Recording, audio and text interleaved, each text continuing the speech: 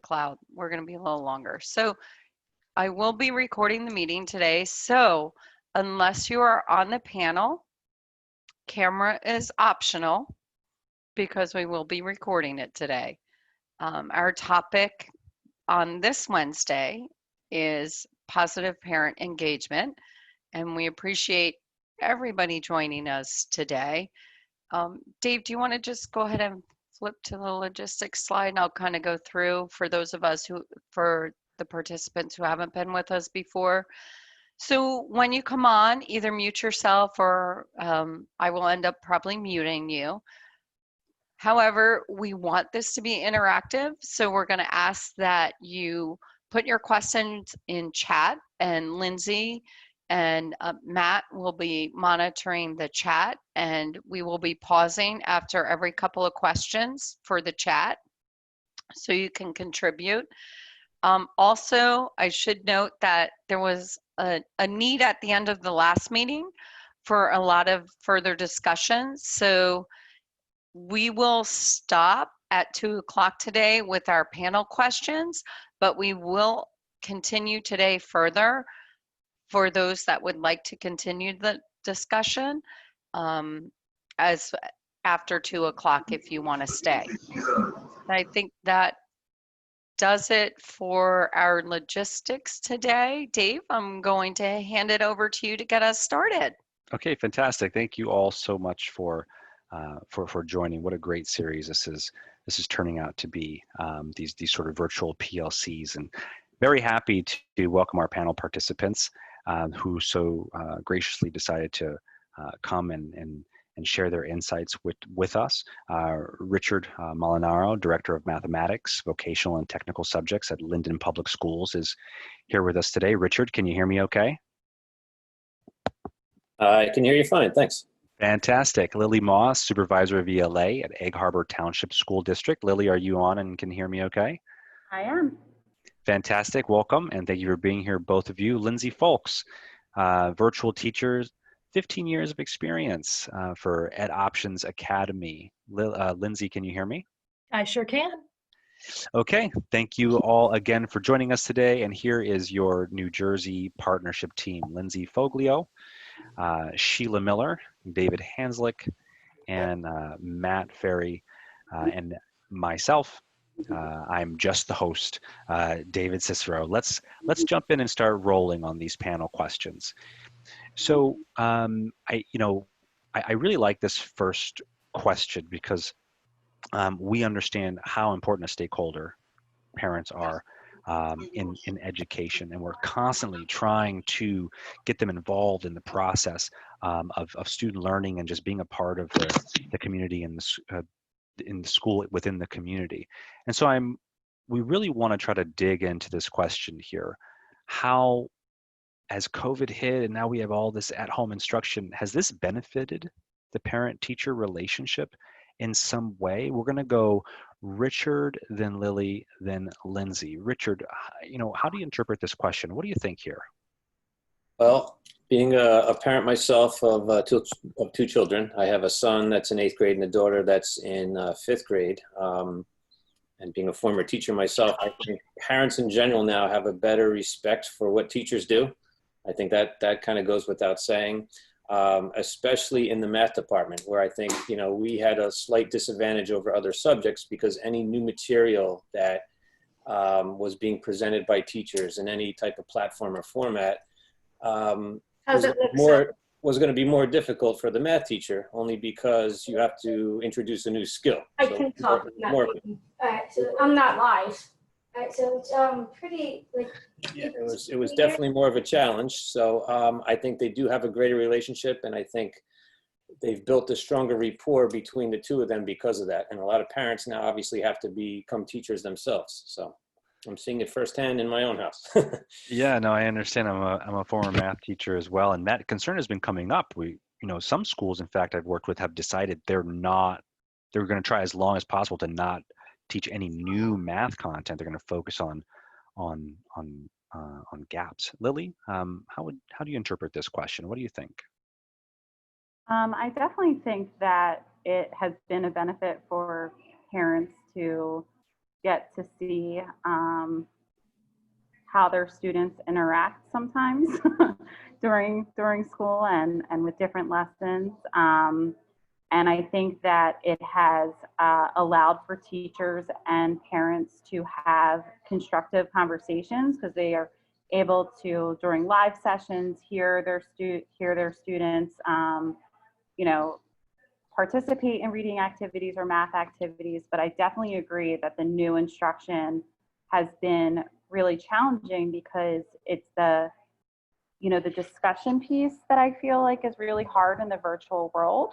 And, students, as teachers, we don't just teach something once and students pick it up right away. Especially with math, there's lots of guided practice. There's lots of that peer practice with one another. And that becomes really hard for parents who, don't necessarily, I know for me, I tapped out of my son's 3rd grade math. After that, I was struggling to help him with it. So I definitely think that piece is really difficult, but I think that it's allowed for a lot of good connection between parents and teachers in the sense of, parents really having a window into how their student learns and responds to that instruction and being able to have those discussions.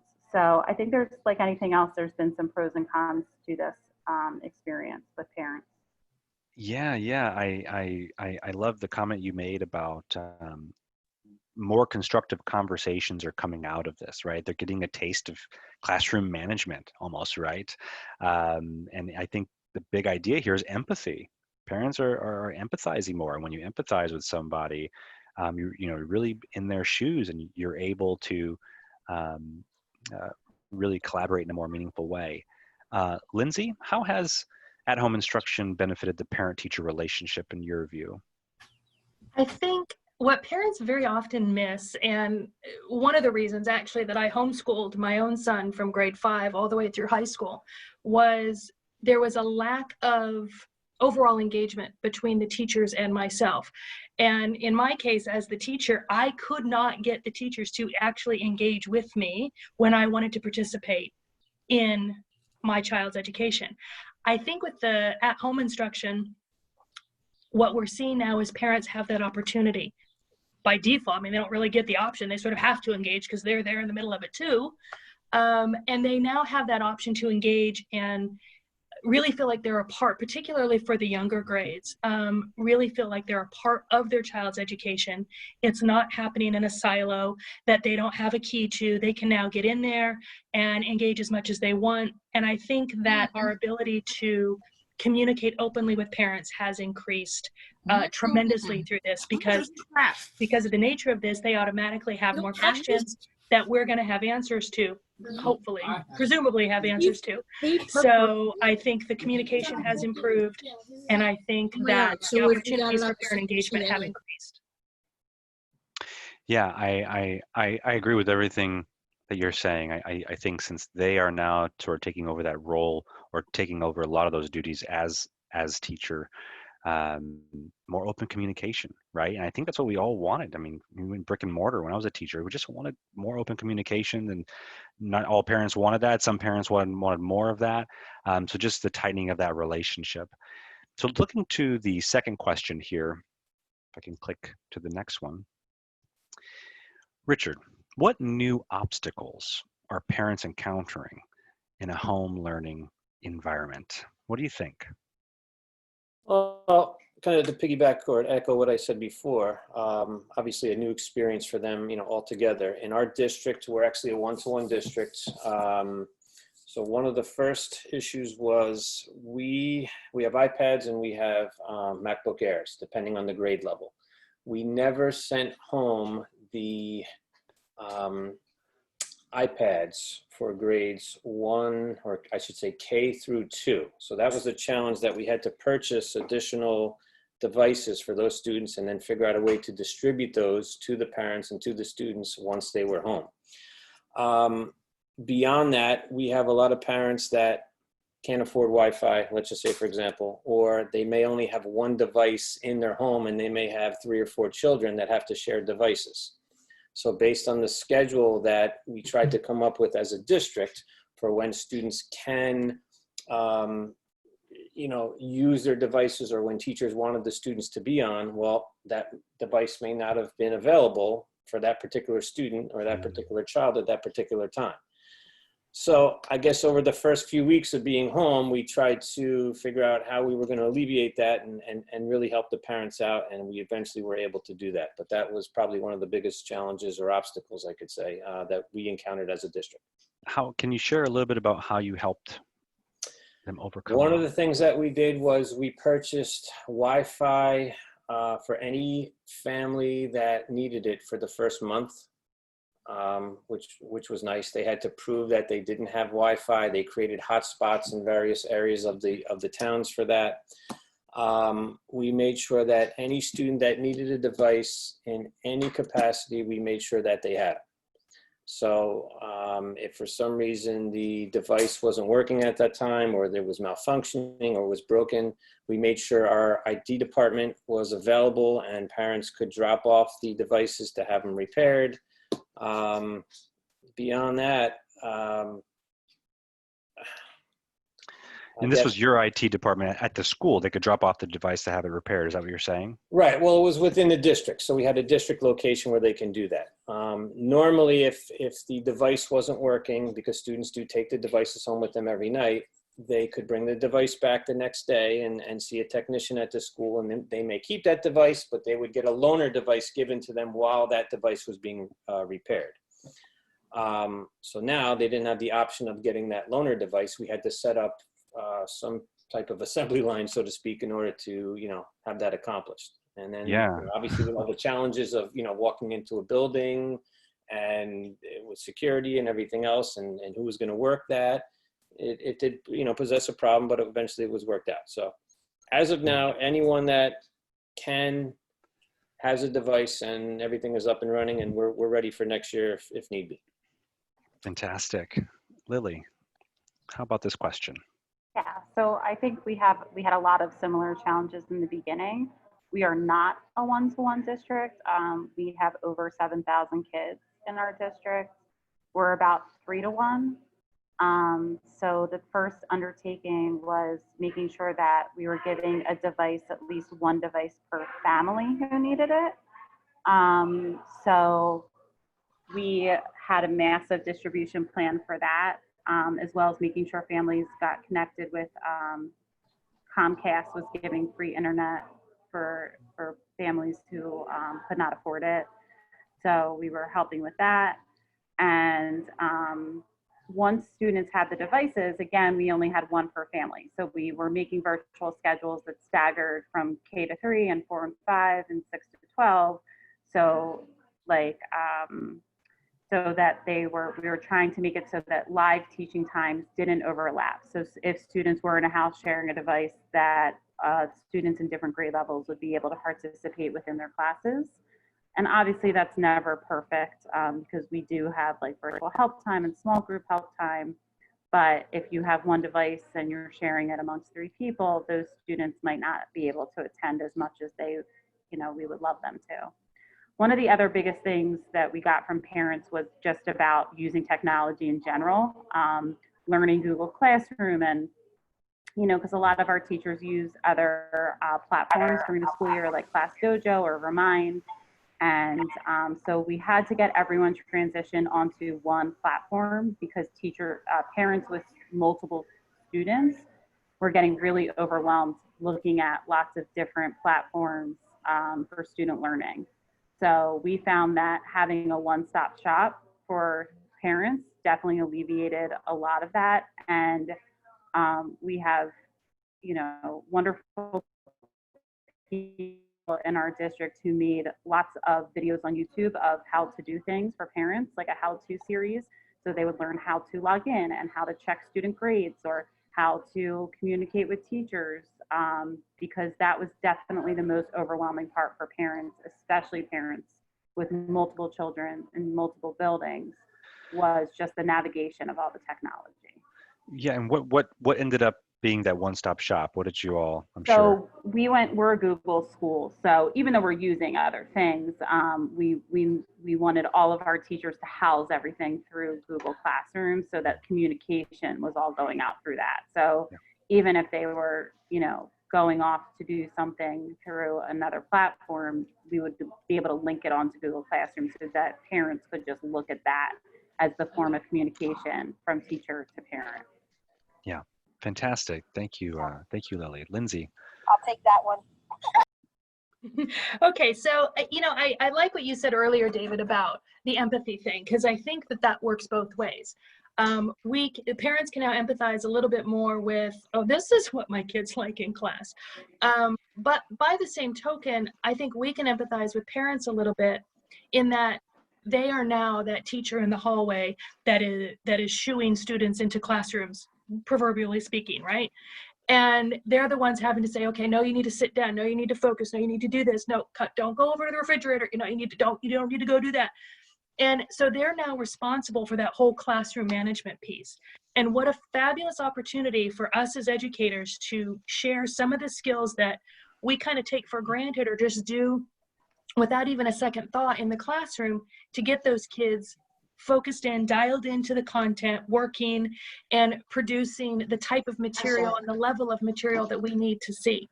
And I think, again, that goes back to the communication piece, but I think the classroom management is a huge obstacle that I don't think parents were anticipating at all. And I think it just opens up a really good opportunity for us to share some of those skills we've developed over the years with our parents. Yeah, I agree with you. And what I'm hearing from these three responses is, you know, the question was what obstacles are parents encountering? And for every obstacle, I think, that was brought up that parents are encountering, we then heard a story about how the school assumed that as an obstacle of their own, and they came in to help and came in with a solution. You know, it's inspiring to just realize how ingrained schooling is in our communities, in our society, and just how much we really do need each other. So we're going to stop here for questions. There might be questions in chat or feedback. I'm not sure if Sheila, Matt, somebody's going to look at the chat and let us know if there's anything to bring out. Mm-hmm. I'm gonna be monitoring the chat today. So yeah, Nancy says something just related to question number 2, that just parents are overwhelmed in general, right? They have their children who are working on specific content, and the parents don't know the specific content. So how are they assisting their children with questions that they have, because the teacher isn't obviously as accessible as normal to further them along with their content? So that's what Nancy said, which is very true. I don't know if anybody wants to chime in with that. Sure, I'll chime in with that. One of the questions that was raised was, even though we may have one platform, like let's say Zoom, Zoom or Google Hangout, we're actually using WebEx right now within our district. As far as parents looking for or trying to help their child with specific assignments, one teacher may use a platform like we call Canvas or something like My Big Campus. Another may send everything out via email, and the parents are saying, I would like one location to be able to find all the assignments for my child that I can go to and monitor to make sure that they're getting what they need and they know what to do. And I'm experiencing that with my own children. In my son's math class, everything's done through Google Classroom. Another class he does through another platform, and then he does science through something else. And so it's kind of tough to keep track of where you need to go to locate all these materials. So one thing that we decided to do in our district is we kind of boiled everything down to using the WebEx platform. So now some teachers aren't just using Zoom, and some are doing screencasts and sending them as an email. So everybody's using WebEx, and everybody has to go through our Canvas platform, which is linked with our Genesis and WebEx and everything else, which was a good thing. So we put that in place for actually the last 2 weeks. We finally finalized it. And I think, you know, the question was raised, well, why are we going to have the teachers learn something new now with only 4 weeks left of school? Well, if we're not back in September, now we're ready to go from, you know, day one. So we'll see what happens. And I think, go ahead, Lily. No, go ahead, Lindsay. Yeah. I was just going to say, with what Rick said too, with the organization piece, something that I've noticed that happens, I think, more with online instruction is the sheer overwhelming tsunami levels of communication. Sometimes it's overkill, right? Too much email, too many, like you said, different platforms. How do you organize that? I think one of the obstacles parents have faced is how to organize all that, how to have it make sense and streamline it and give kind of a workflow to their day, particularly if they have those multiple children. And again, these are very often skills that we take for granted because we do them every day. We're used to this. They're not. And so I think that the sheer overwhelming volume of communication can be rather daunting.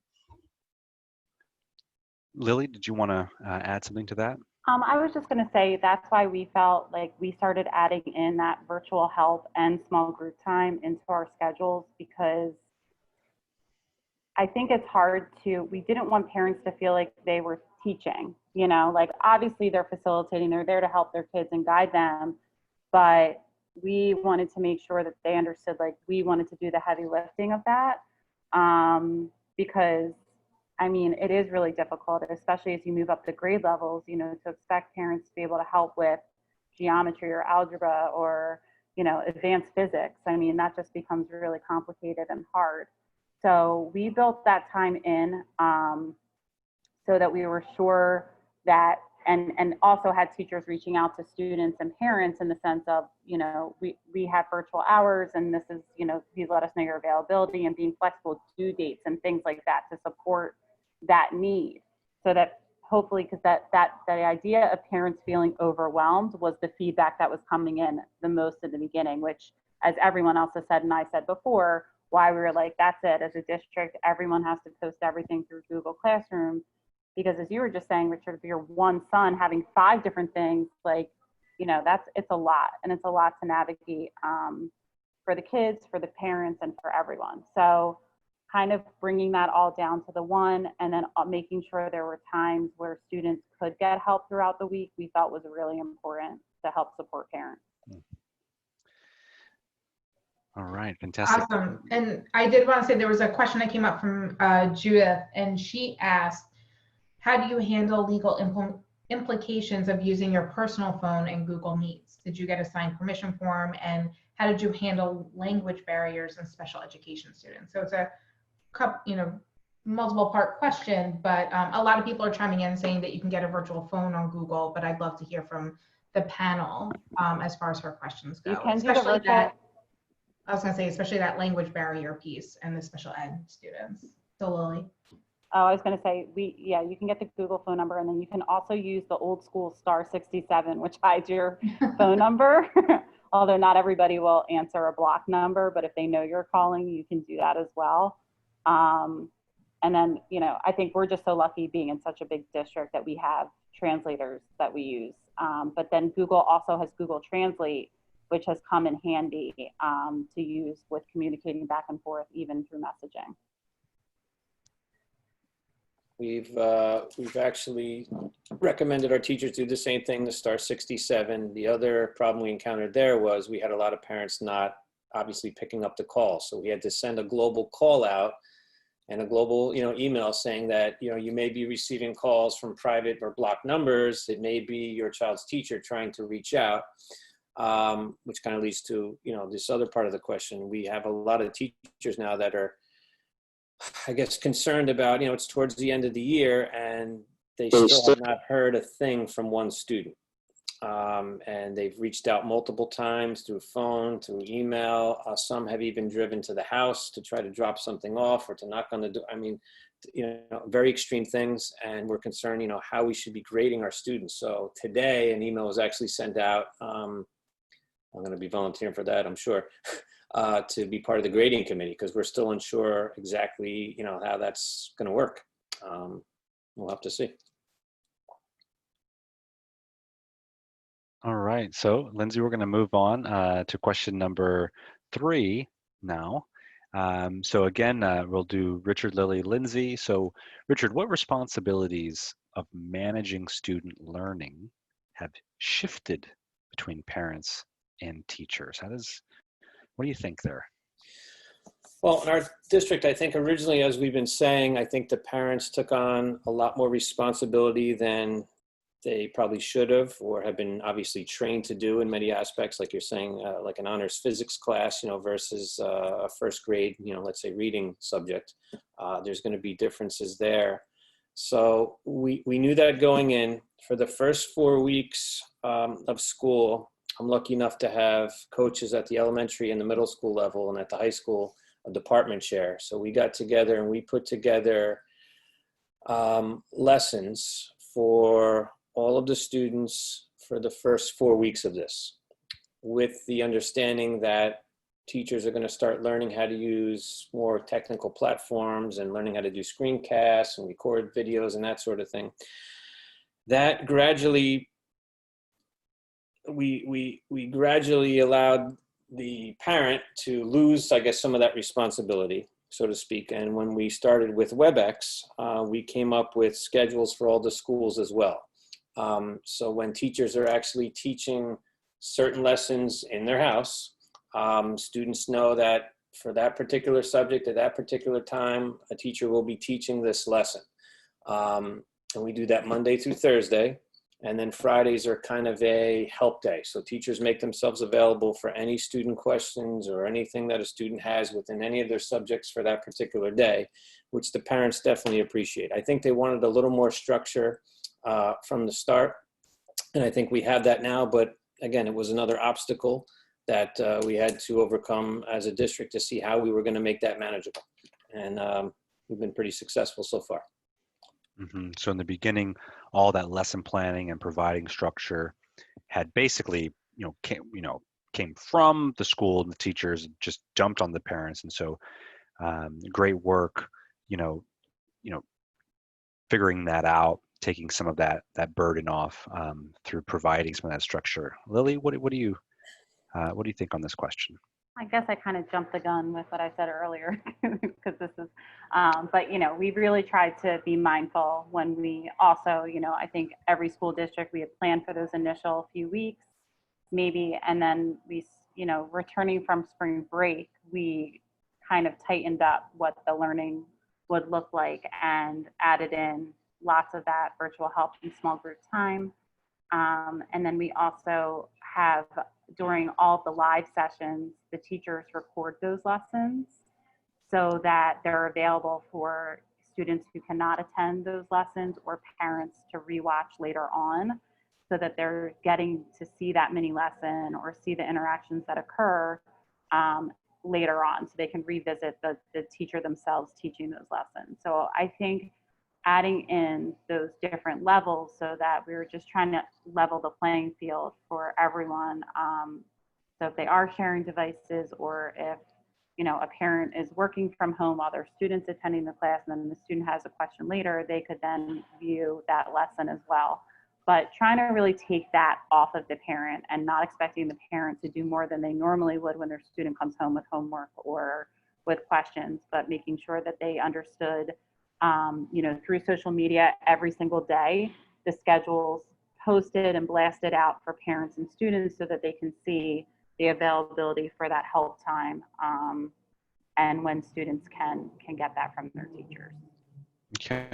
Okay, fantastic. Lindsay, what do you think here? What responsibilities have shifted?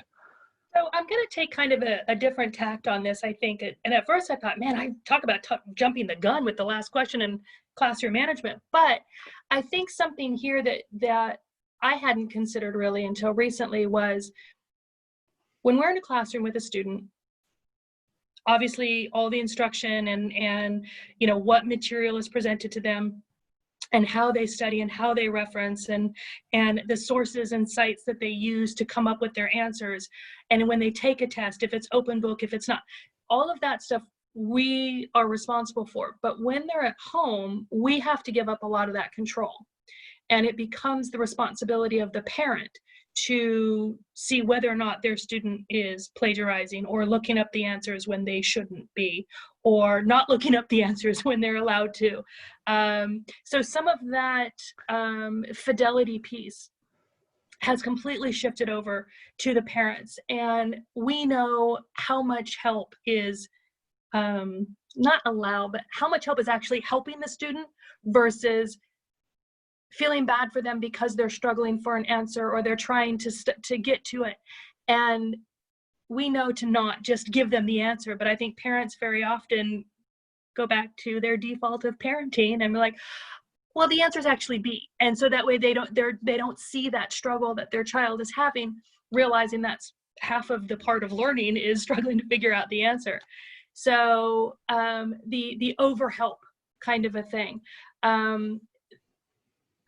That type of responsibility, again, that's an opportunity for us as educators to educate the families as well on how to maintain that educational fidelity that we automatically do in our classroom.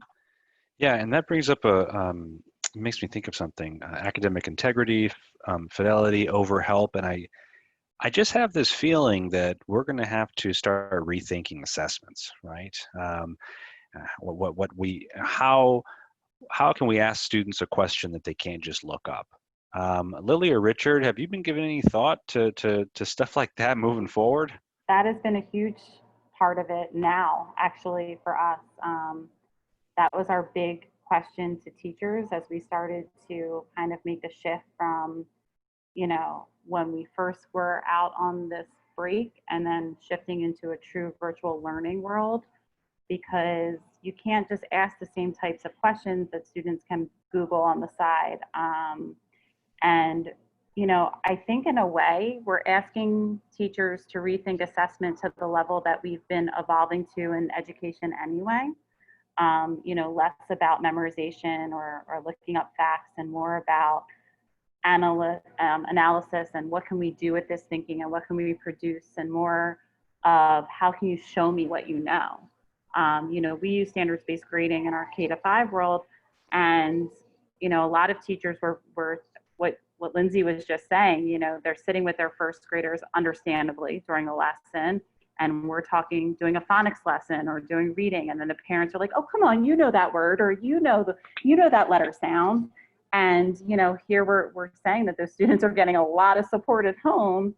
And how do we have those conversations with parents of, "Hey, mom and dad, I love that you're here, but let's see what Lindsay knows and not necessarily, what you know," which is difficult because you want to have the support of a parent, but you also want to obviously guide a student and do the prompting that you would normally do in that situation. So I think it's very tricky, and there's a lot of things that need to rethink to not only maintain the relationships and keep them positive with parents, but also thinking about how can students truly demonstrate their knowledge in a virtual world where we feel like as educators, we're getting a true reading on what students have learned and what they're able to do that's fair and equitable for all. So it's definitely been a challenge and major conversations of all of our PLCs since April. I don't think we're there yet, but it definitely has been on the forefront of our conversations. And the only thing I wanted to add to what Lily says, I agree with everything she says. What we had to also rethink now was our course description guides for the following year that were already approved in our board minutes a few months back. We use a lot of benchmark assessments, regardless of grade level, to place students into the next school year. And now, obviously, we're not giving those benchmark assessments because under the the conditions that we're in. We just didn't feel that they're going to be viable and really have a meaningful score. So now it changes the whole, different set of circumstances. And it's just a big domino or ripple effect that, we're trying to just sort out. But I agree. I mean, as far as taking tests and quizzes, we know students are going to Google answers and they're going to look things up. We're giving them, extended days to be able to complete certain things because we don't know when they might be available. And it's just something we have to accept. But at the same token, we have some students that aren't turning anything in as well. So there's, the dichotomy of both of those things. It's challenging.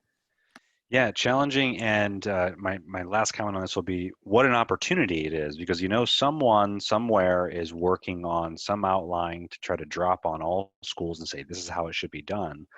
But when we're talking about kids at home in the communities you serve, what a great opportunity it is to develop how assessment should look for your students in your communities. Might be able to sort of grab back some of that authority and kind of really take over that sort of portion of the educative experience.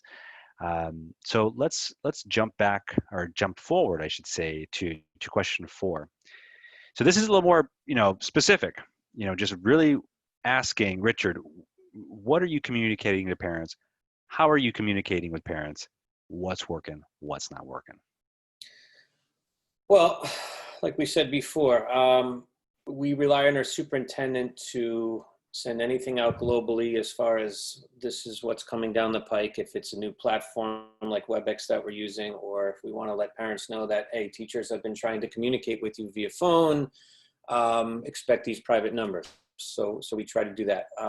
From my role, I haven't been in touch with, I've been in touch with 2 parents, okay. But we're kind of relying on the teachers to use any means possible. As simple as, phone calls home and just emails. There's been some texting going back and forth, and we try to tell the teachers, listen, this is not something we want you to practice when we're in school, texting parents and that type of thing, or even some students, but in some cases, it's the only form of communication that is going to be, the best for that situation. So we're telling them to just, go all in on it, so to speak. And that's really it. Lily? So we have been trying to communicate as much as possible. So we do rely on, so our superintendent pushes out everything with the schedule and curricular and grading and all of the different things that have been addressed throughout. And then we're also relying heavily on teachers to do communication with parents regarding their students through Google, phone, or email. And then we have like an upward chain of that. So if we call it our MIA students, so students that they can't get in touch with, that haven't been showing up for turning in work, then that communication goes to guidance and then to the building administration. And then from there, the referral goes into central registration. And we've actually been doing wellness checks on students. If all of those don't work, we're actually, using our truancy officers to do what we're calling wellness checks to make sure that students are okay if we've had no communication. But we've been using our social media outlets as well. So if, like I said earlier, every single day the schedule goes out of what it looks like, really just trying to post positive things through social media of what's going on in each different building and from the district as a whole. And lots of emails, texts, and phone calls coming from our central administration if there's anything changes, or to communicate about how we're reporting out on students or schedules or the learning in general. So trying to do it in lots of different ways so that we're engaging everybody and keeping them engaged and informed. Sometimes I feel like in the week or two where there's been nothing happening, sometimes we've seen a little bit of a drop off from our students. So constantly keeping that communication going, I think, is keeping students engaged in the learning. So clearly some of the content of what's being communicated has changed, because some of it has to be specific to, updates around, how the school is responding to the new learning environment. Is there anything distinctly different? Because it sounds like, because I think, we always try to reach schools, right? No, or reach parents, no matter what, phone call, text, email, however, because we always want their involvement. But is there anything, has anything distinctly changed? Like, we're communicating this kind of thing to parents now we didn't used to before. Well, I think just changed like that. I feel like the level of what we're communicating, like I feel like, especially when it came to grading, let's say for an example, we definitely were, because we were reporting out a little bit differently, and I know every district had to make decisions with that. We explained deeply more philosophically why we were making the decisions that we were making to parents. And I feel like there's been stronger communication in that direction right now, instead of just the assumption that students, like parents, understand why or how we grade the way we do. There was much more explanation with that, because why? Yeah. Because we were making decisions as to the why we were doing that, and or why we were choosing not to do what other school districts were doing at the time. So I do think that there's been a little bit more of that kind of transparency, where before we may have taken that for granted that parents understood the grading system, or they would reach out to a teacher if they had questions. And I think that, but like you're saying, I don't think we do communicate a lot, but I do feel like that level of communication has shifted a little bit. That's really interesting. More justification, Mm-hmm. right? And more Establishing your explanation. position. Yeah, that's interesting. I want to ask more about that, but Lindsay, go. Okay. So I work with, I have kind of a unique position. I work with 16 different accounts in about 12 or 13 different countries. So I'm dealing with, and across all socioeconomic strata, from abject poverty all the way up through making more money than I can write on a piece of paper. And so the method that I have found most effective is, well, actually, let me back up for a sec. So email fatigue, text fatigue, contact fatigue is a real thing. And I look at some of my students who have 6 or 7 different teachers and a coach and a counselor, and they're getting pinged by them multiple times a day. To be brutally honest, as a parent, I'd shut off my phone. I'd be like, nope, I'm done. I won't talk to people anymore. Because there's too much of it. And so I send out basically need to know, like immediately, progress reports, your child has engaged in plagiarism, notifications, report cards when they're due or when a student finishes a class, but I send those out once a week. The rest I house permanently on a website that I created. That way parents can go in, they know it's updated every Monday, they can go in and review that information at their leisure, and I'm not inserting myself into their life 14 times a day. And in those communications, I have discovered that bullet points are best. These long-winded paragraph missives that come out, nobody reads them. They scan the first 2 sentences and they're done. Or they scan the last 2 sentences to see if there is a summary, and then they're pretty much done. So short, sweet, to the point, here's what you need to know. A fuller explanation is located here. That seems to be the most effective. And it doesn't matter if it's email, text, on the website, in a phone call, anywhere. It seems to sort of be, at least in my experience with these particular clients, seems to be pretty much the most effective way, and the way that I get the most feedback that's positive, that's engaging, where they want to stay in contact with me and they're not telling me to, leave them alone. Yeah, fantastic. And you said something that just sparked a thought, that we know in marketing in general, oftentimes there are more effective days and times to send emails or to push out tweets or to push out things on Facebook, right? So what does that look like? How can we use some general marketing strategy in our communication to parents?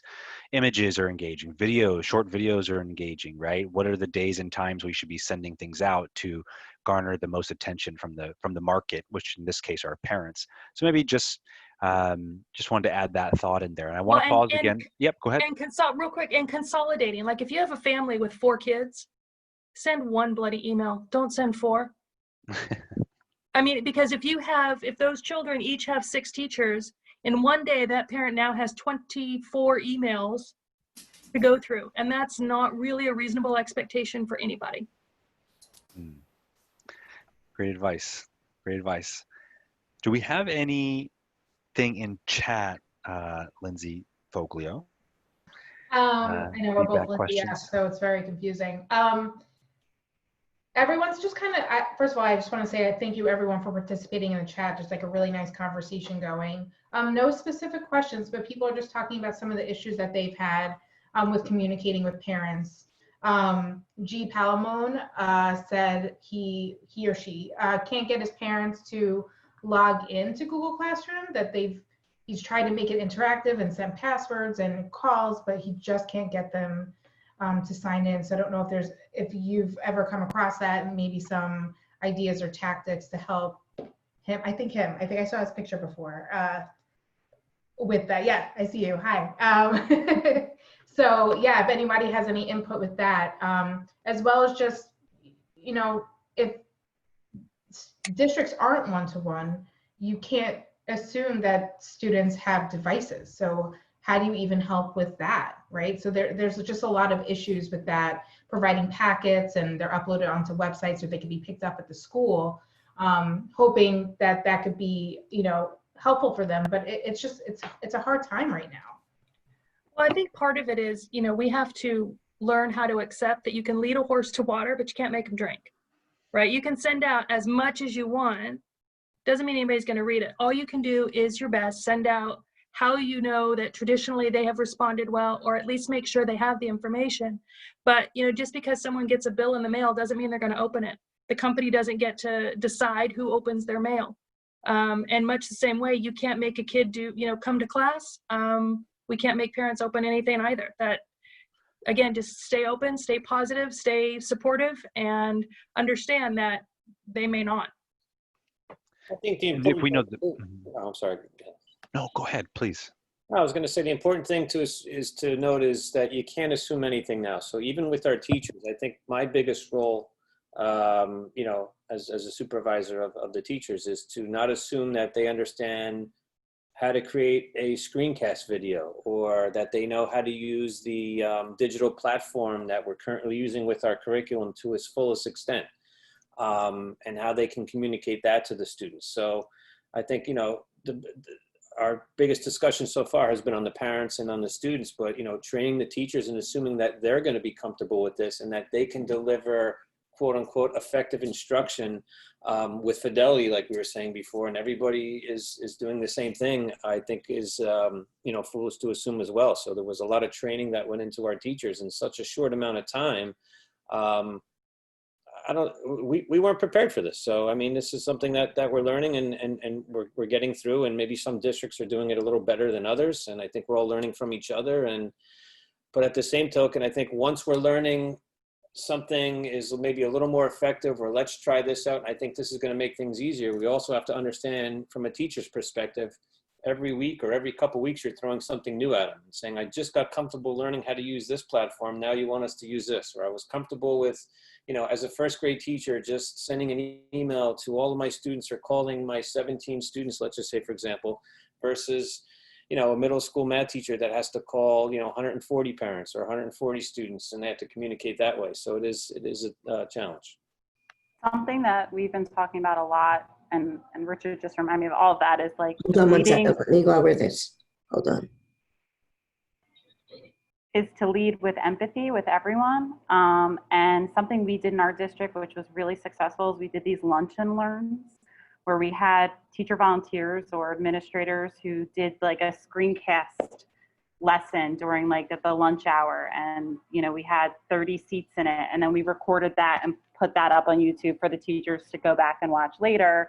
But just to feel supported, I think, is so important, because this is a highly stressful time on so many levels. Like, you're working from home, maybe you have kids, maybe you have a sick person in your life, everyone's worried about health and about, and then with the parent side of it, we don't know what's going on in these homes and what their level of stress is. So unfortunately, engaging in a student's educational life might not be the priority, but something that a few teachers of mine did that they found successful was even just reaching out with choice, like, hi, these are times that I'm available, or and offering parents and students choice times to come in or to get help or to find out about resources.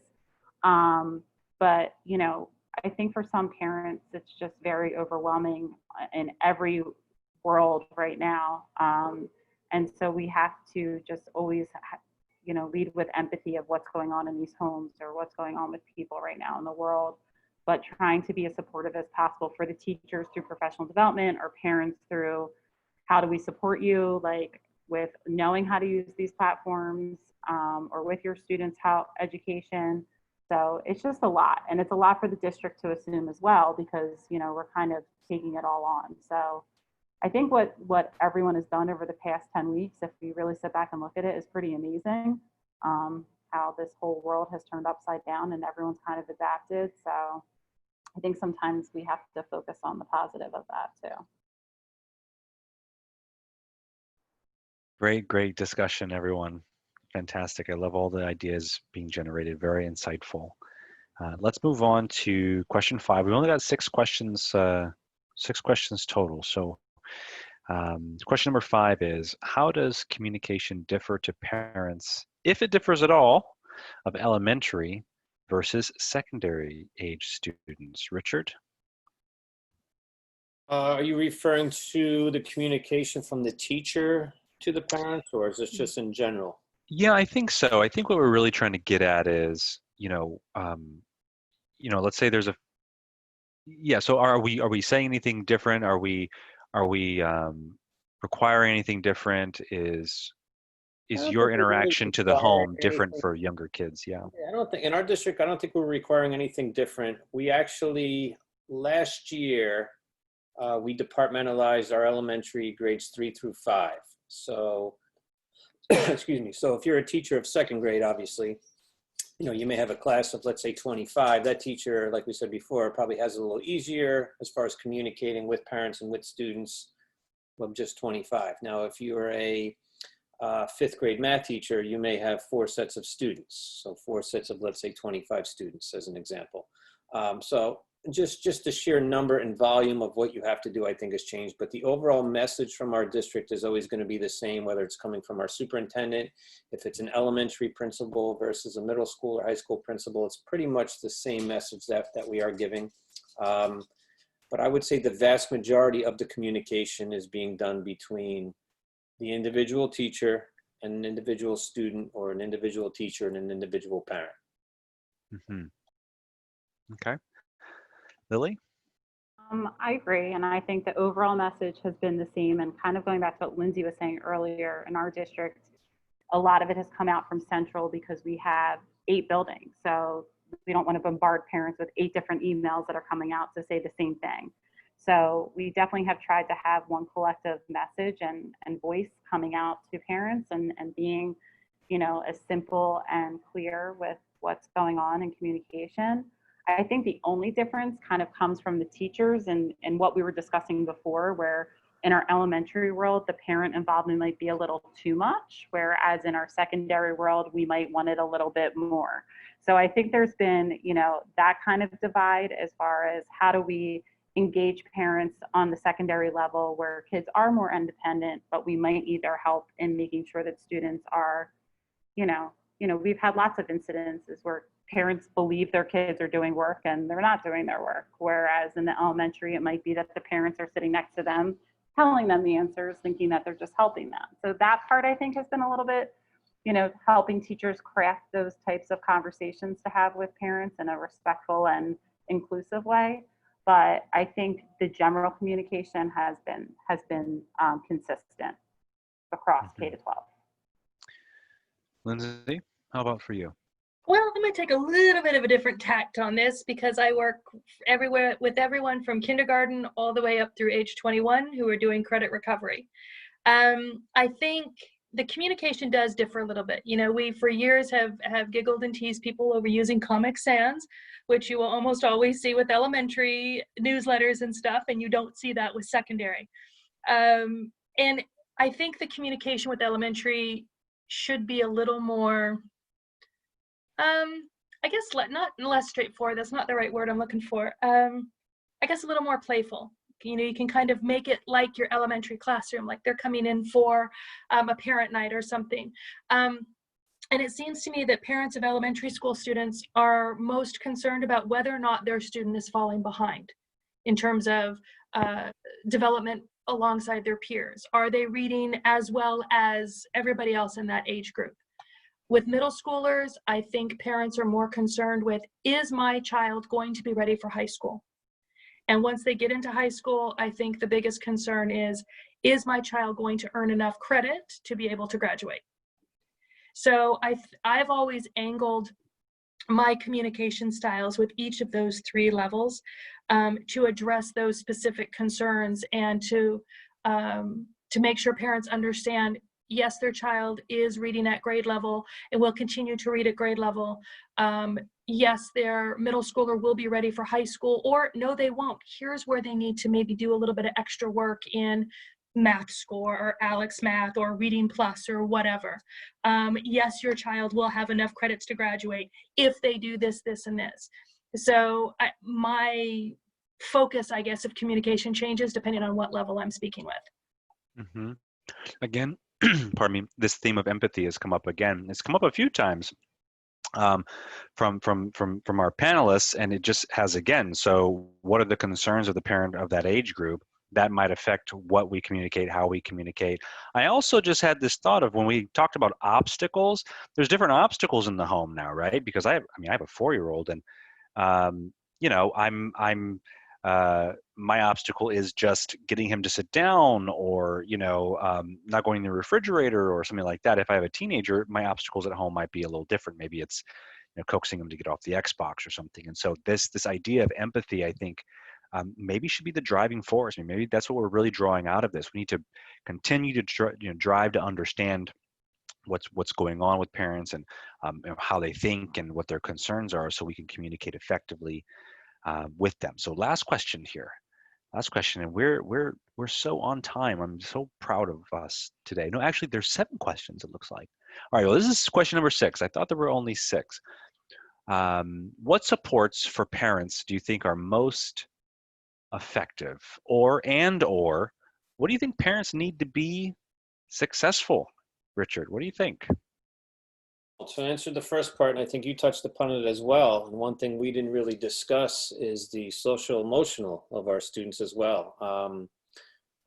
Before this position, I was a middle school principal for 3 years and elementary for 4 prior to that. Our social workers are working tremendous hours with a lot of our students that do need that extra guidance and that support that they're not getting from counseling services and that sort of thing. And you know, the feedback that I've received is that they really appreciate that our social workers and guidance counselors are reaching out to the students. They're still having their counseling sessions. Parents say it's not, you know, the most optimal thing. Obviously, you know, when they're in the school's, you know, setting, you know, it's a different story. But just that support by itself, I think, has been tremendous. You know, parents may need, you know, some of that themselves. I know there's some days, you know, I do as well.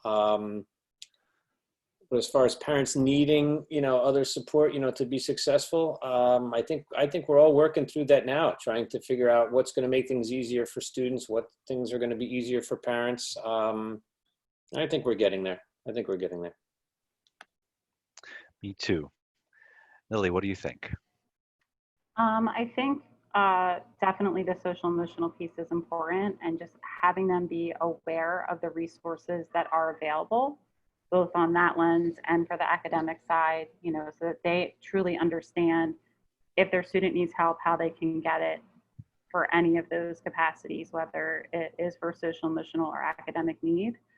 And, you know, just having that and living in one place that's easy for them to access, and like almost like a frequently asked question sheet, you know, so that they know where to go to get the information that they need.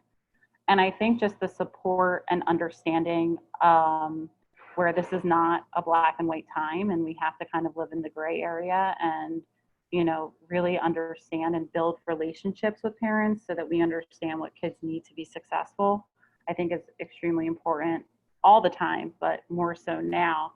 And just to know where to go. Like, I think that's what all parents want. They just want to know where they can go to get the answers that they need and the help that they need for their kids. So I think as we get better at communicating that and having that readily accessible for parents, and then not changing, I think that became really important for us, that once we had that schedule established, kind of staying consistent with that and consistent of where they can go and who they go to for things, I think people started to feel more comfortable with everything once that consistency and routine was in for them and for their students.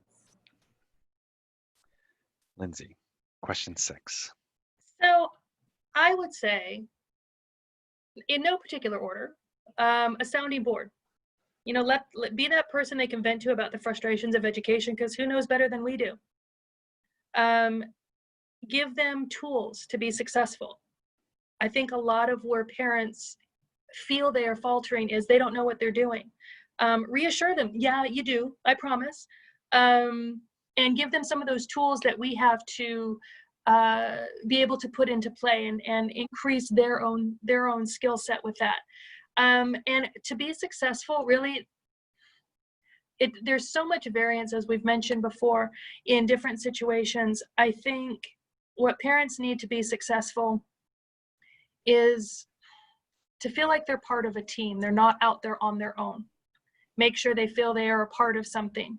Even if it's in a small way, you may not realize that you've made that connection. They may not even tell you, but it's there. And just continue to build that support and maintain that support. And, you know, remind them they are part of a team, and it is team whatever your kid's name is. It's not an us versus them situation. Great answers. Great answers. And this is our last question. Okay. And I feel like we've answered this question all together today. And so I do want a response from our panelists, but let's do something a little different. So let's just do a few bullets. If you just had to pick a few words, Richard, if you were, you know, the characteristics of positive parent engagement, what would it have to include? What does that look like? And cut just a couple bullets, and we'll do the same with Lily and Lindsay. Bullets. You don't have to. Yeah. Obviously, you know, being available, being open-minded, and this is really a tough one. Available, open-minded. I'm also going to say, you know, really just willing to do whatever it takes to, whether it's meet, you know, the needs of their child for that one problem on a certain assignment, or just to support them, you know, throughout this entire process, you know, from the smallest, you know, to the largest, really. Perfect. Lily. I think it starts with empathy and